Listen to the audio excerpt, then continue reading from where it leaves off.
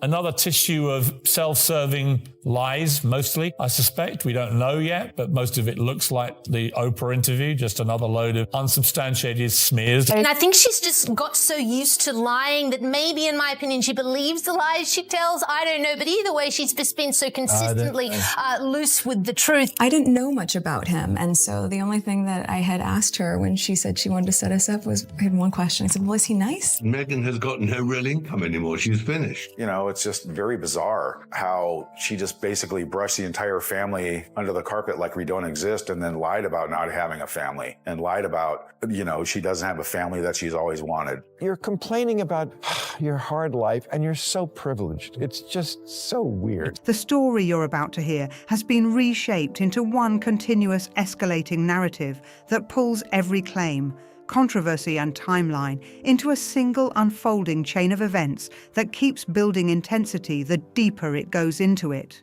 Reports suggest that Tom Bower reportedly spent years carefully reviewing archived materials, background documents, interviews, and detailed timelines that many journalists either overlooked or never fully connected into one complete picture, and this alone has fueled ongoing debate about how much context was previously missing in public discussions. At the same time, Piers Morgan has repeatedly commented on these same topics for years, consistently arguing that warning signs were visible early on, but were largely ignored until everything eventually erupted into global media attention that could no longer be contained. These overlapping viewpoints have kept the subject alive across media platforms, constantly reappearing in new discussions and interpretations. Together, their commentary and investigative framing are often grouped into what some describe as 15 major controversies.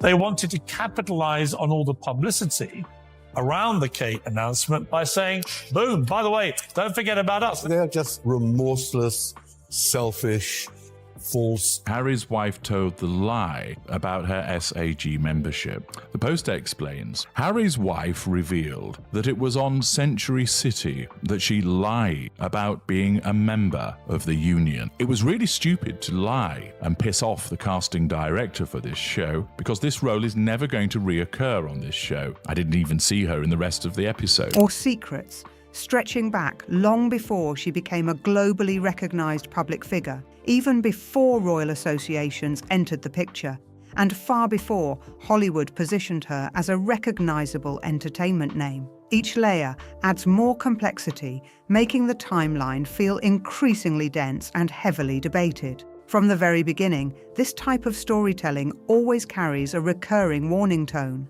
staying until the final segment is often emphasized, because the last claim is framed as the one that completely reframes everything that came before it. And that narrative structure is exactly what keeps this topic circulating continuously online with growing attention. One of the earliest controversies frequently discussed is the SAG card incident, which traces back to the beginning of her acting journey when she was still navigating the highly competitive environment of Hollywood auditions, where thousands of aspiring actors compete intensely for extremely limited roles and opportunities. At that point in time, there was no global recognition, no royal association, and no mainstream celebrity status. Just a struggling actress attending auditions, trying to break into an industry where even a single casting decision could dramatically change the entire direction of a career overnight in unpredictable ways. Sussex is so contrived, so self-interested, so unbelievably appalling that one can only imagine that they really... It's very unfair. Just levelled the accusation of Harry and Meghan as being contrived in the same breath as you admit. During an audition for a production titled Century City in 2004, it has been alleged that she was asked about SAG membership, which refers to the Screen Actors Guild requirement often needed for professional acting work in union-regulated productions across the United States entertainment industry. According to widely circulated accounts, she reportedly stated that she was already a SAG member, even though official registration was not yet confirmed at that time, which later became part of the controversy when casting decisions progressed under union compliance rules and production requirements. Once she was selected for the role, standard Hollywood procedures reportedly had to be followed under the Taft-Hartley Act, which allows non-union actors to be hired and then formally integrated into the union system after being cast under specific regulated conditions in the industry framework. Critics of this situation argue that it reflects early ambition-driven decision-making and potential misrepresentation, while supporters strongly reject that interpretation, emphasizing that this is a common Hollywood mechanism used frequently for emerging actors entering professional environments where rules are often flexible in practice. Piers Morgan has referenced this moment as part of a broader argument about early behavioural patterns in career development, while critics of his commentary argue that he selectively highlights isolated incidents to construct a larger narrative, making this one of the most heavily disputed early claims in the entire discussion landscape. The deeply personal letter was handwritten and allegedly sent by the Duchess in the months after her wedding, a wedding her father missed after it was exposed that he was paid to give interviews and pose for pictures. You've told the press that you called me to say you weren't coming to the wedding. That didn't happen because you never called, the letter says. Meghan's dad has claimed she won't answer his messages, but in the letter, Meghan reportedly writes, "You haven't reached out to me since the week of our wedding, and while you claim you have no way of contacting me, my phone number has remained the same." From that point, attention often shifts towards something even more foundational: her identity, specifically her name and how it evolved during her transition from private individual to public figure in the entertainment world. Publicly, she's widely known as Meghan Markle, but official records confirm her birth name as Rachel Meghan Markle, with Rachel being her original first name used throughout early life, schooling, and early professional environments before her entertainment career gained momentum. In early credits, school records, and educational contexts, she was reportedly referred to as Rachel, which creates a notable contrast compared to her later professional identity, where Meghan became the dominant name used in public recognition, media coverage, and global branding discussions. Even her breakout role in Suits, where she portrayed Rachel Zane, has been frequently highlighted by commentators as an interesting overlap between her real-life name and fictional character identity, sparking ongoing debate about coincidence versus intentional branding alignment in storytelling choices. Critics argue that the shift from Rachel to Meghan represents a strategic transformation toward a more distinctive and marketable identity, while supporters counter that name usage in entertainment is fluid. Copycat Meghan Markle is facing another humiliation after it emerged that she has ripped off Pamela Anderson's cooking series in plain sight.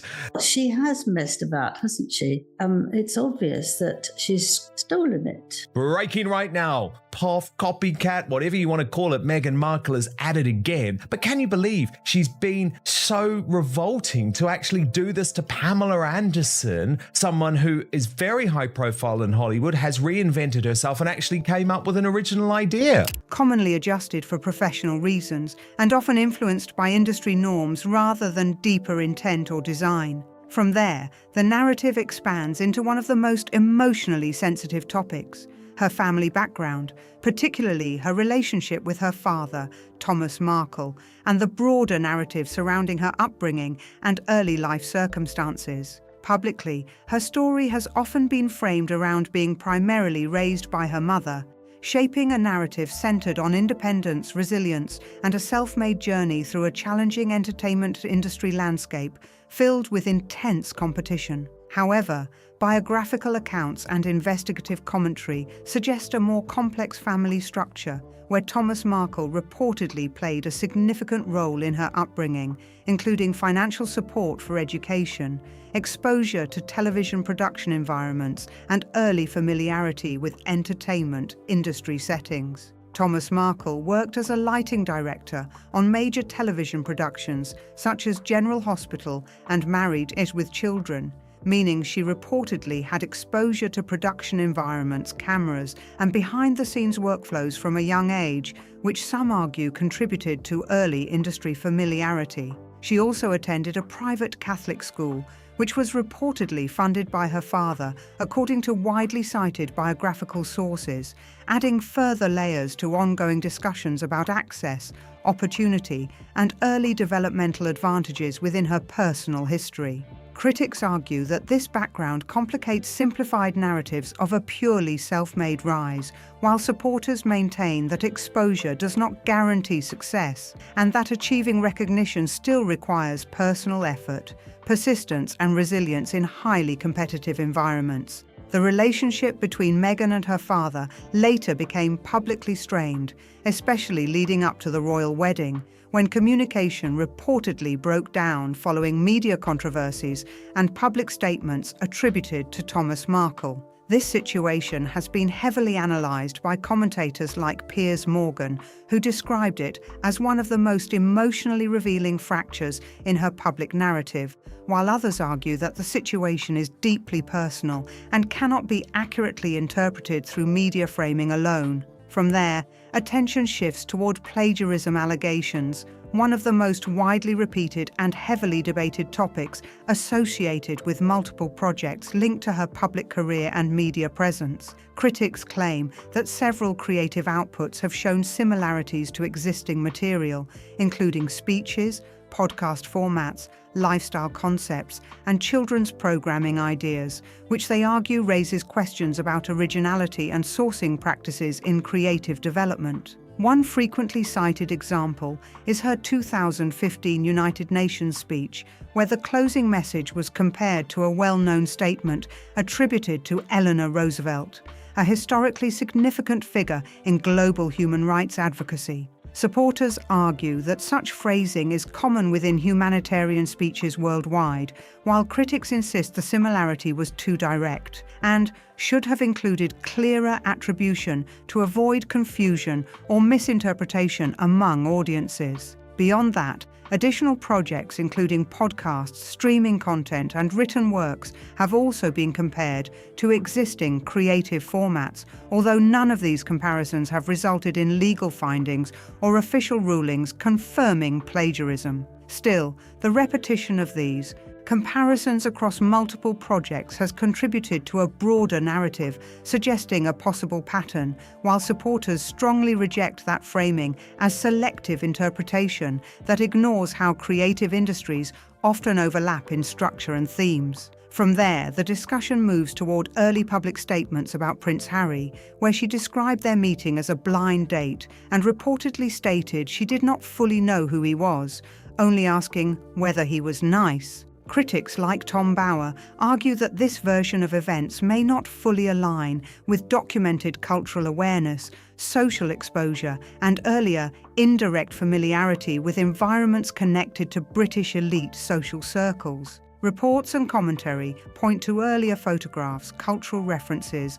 and social overlaps that critics interpret as suggesting some level of awareness of royal identity prior to their introduction, adding complexity to the simplified blind date narrative. Supporters counter that awareness of a public figure does not equal personal familiarity, and emphasize that media storytelling often simplifies real-life encounters into clear narratives that are easier for audiences to follow.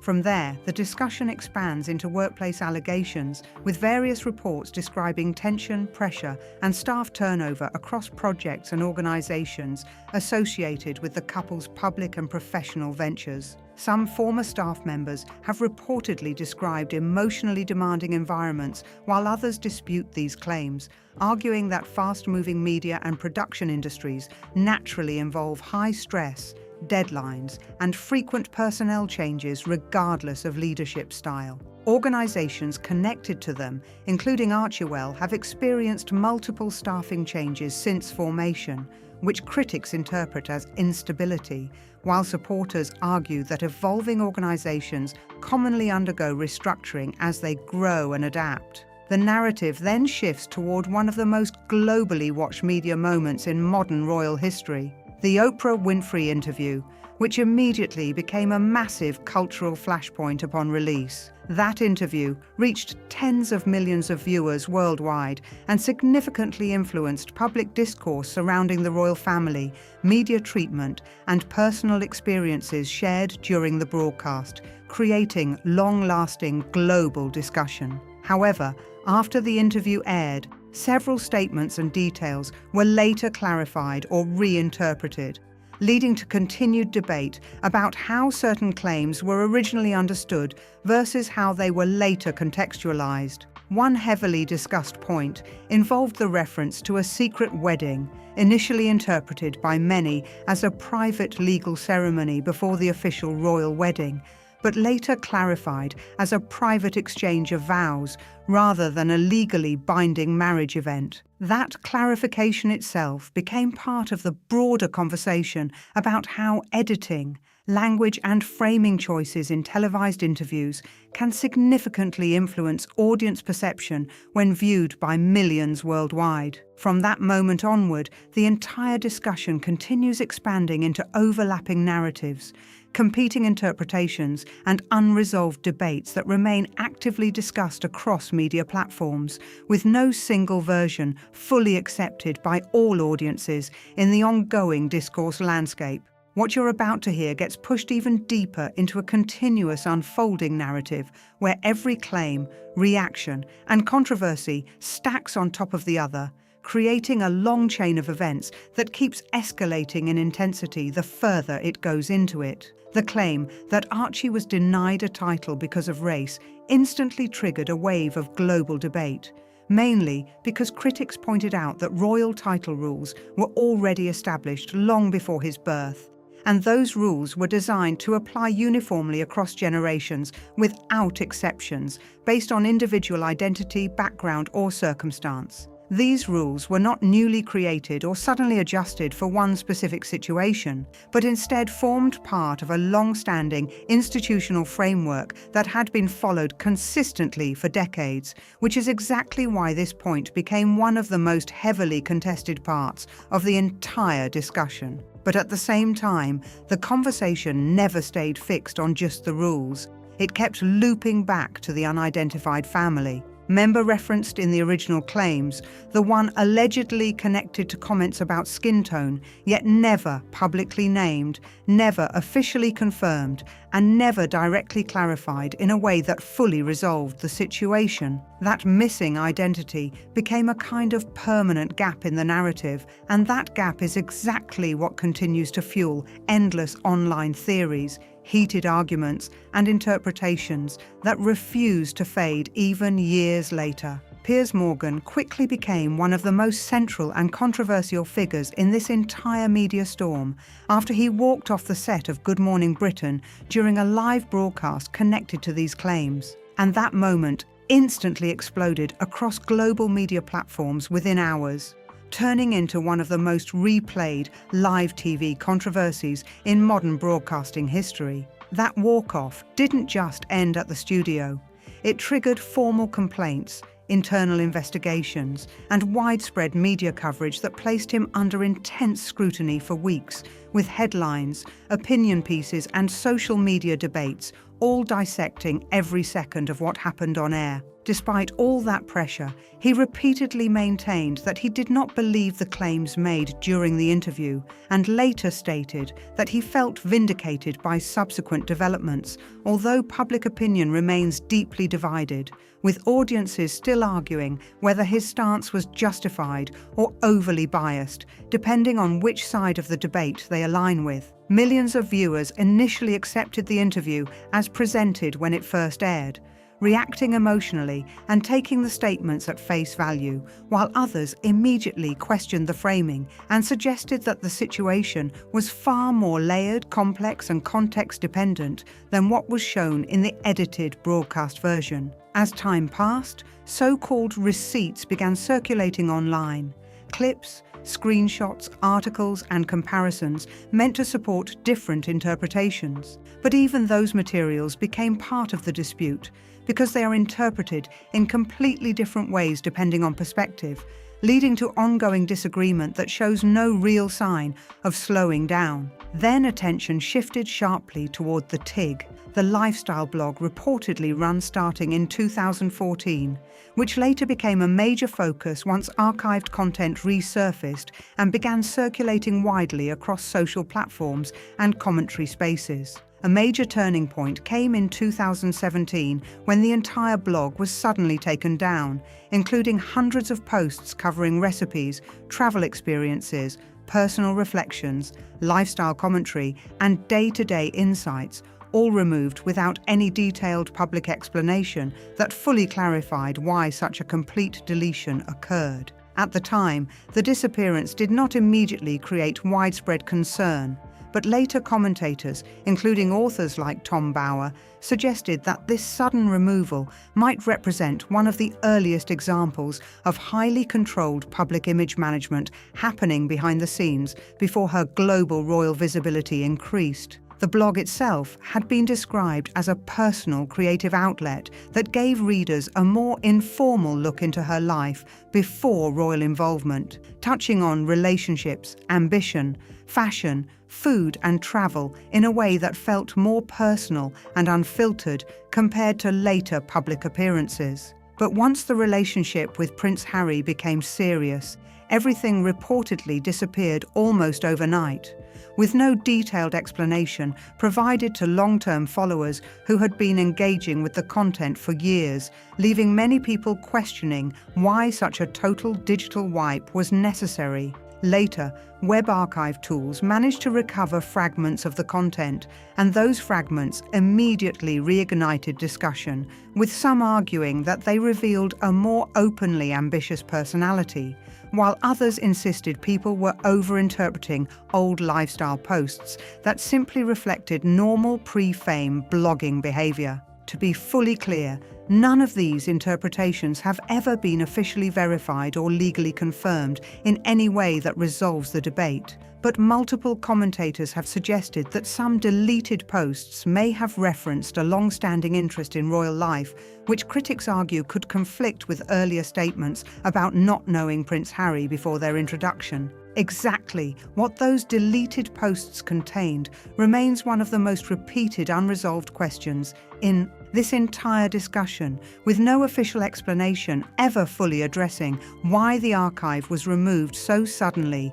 and completely. Then, attention moved into the widely debated baby shower event in New York, which quickly became another major media flashpoint due to its scale, guest list, and high-profile visibility. While traditional baby showers are usually private gatherings focused on close friends and family in intimate settings, reports about this event described something far more elaborate, with an estimated cost reaching around $500,000, instantly making it one of the most widely discussed celebrity pre-birth celebrations in modern entertainment media. According to several accounts, members of the royal family had advised against such a large-scale and highly visible celebration, especially given that senior royals typically avoid events that attract heavy press attention or appear overly extravagant in public perception. Despite those reported concerns, the event still went ahead, and immediately afterward, attention shifted toward the professional timing of several attendees, including Serena Williams launching fashion-related ventures, Misha Nonu relaunching her clothing brand, Amal Clooney continuing foundation work, and Abigail Spencer appearing in media-related projects. Because of this timing, critics like Piers Morgan described the gathering on air as resembling a coordinated media moment rather than a purely private celebration, while supporters strongly rejected that interpretation, arguing that successful public figures naturally continue their professional lives regardless of personal milestones. Tom Bower's commentary was also referenced in discussions around this moment, with suggestions that it represented a turning point where palace insiders reportedly began reassessing how media optics surrounding the couple were being perceived and managed. For many observers, especially those who view baby showers as simple family gatherings, the scale, cost, and visibility of this particular event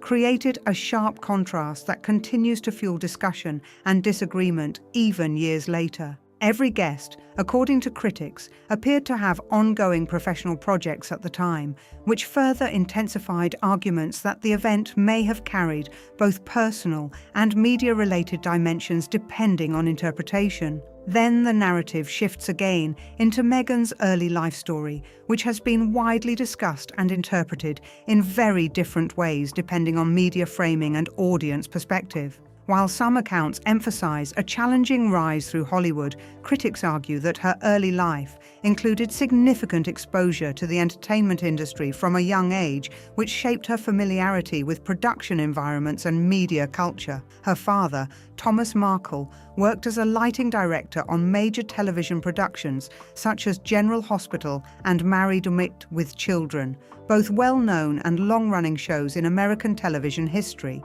Because of this, she reportedly spent time on television sets during childhood, gaining early exposure to cameras, crews, and production workflows, which some argue provided her with an early understanding of the entertainment industry. She also made a minor appearance on General Hospital and attended a private Catholic school funded by her father, according to widely reported biographical sources, which adds another layer to discussions about early access and opportunity. Critics argue that this background gave her more industry exposure than many aspiring actors starting completely independently, while supporters emphasize that exposure alone does not guarantee success and that career advancement still depends on persistence, rejection, and performance. Then attention turns toward Corey Vitiello, a Toronto-based chef who reportedly had a long-term relationship with her before Prince Harry, with their relationship widely described as serious and lasting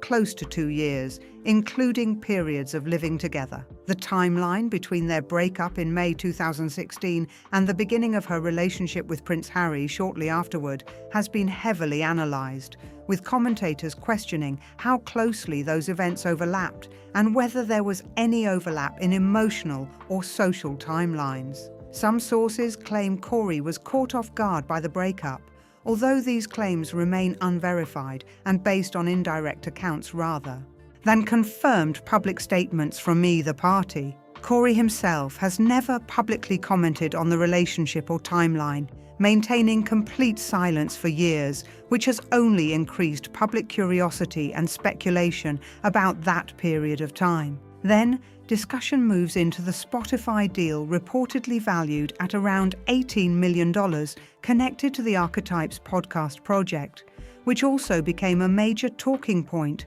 in media analysis and industry commentary. Critics alleged that parts of production involved staff assistance in interviewing and editing processes, while supporters argue that this is standard practice in large-scale podcast production environments where teams are required to manage complex workflows. After one season, Spotify ended the deal, which sparked widespread debate about expectations, performance, and deliverables in high-profile media partnerships, especially when large contracts are involved. Then, a resurfaced 90210 pilot appearance from 2008 gained attention, where she reportedly appeared in a minor credited role labelled Hot Girl, which later went viral once she became globally recognised. That clip became widely shared online, showing how early career appearances are often reinterpreted years later through the lens of fame and public visibility.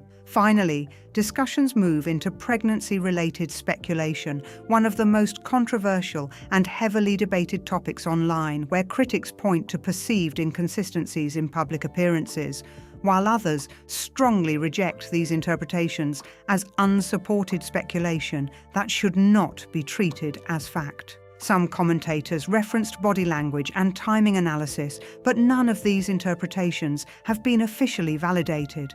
and experts consistently warn against drawing conclusions based solely on visual interpretation without verified evidence. Official statements surrounding the birth followed standard privacy protocols commonly used by many public figures, meaning certain personal details were not publicly disclosed in full public reporting. Despite that, online debate continues years later with no consensus reached, and opinions remain sharply divided across audiences worldwide, with interpretations still clashing across different platforms and communities. The secrecy surrounding certain details has only intensified speculation, but nothing has ever been conclusively proven, and much of the discussion remains rooted in interpretation rather than confirmed fact. If you made it this far, you already know this entire topic continues to generate non-stop debate, analysis and disagreement across the internet with no final resolution in sight. 2 videos are waiting on your screen right now, and if you stayed through all of this, you already know there's still more to unpack beyond this point. If you enjoyed this breakdown, don't forget to hit like, drop a comment, and subscribe for more deep dives like this coming soon.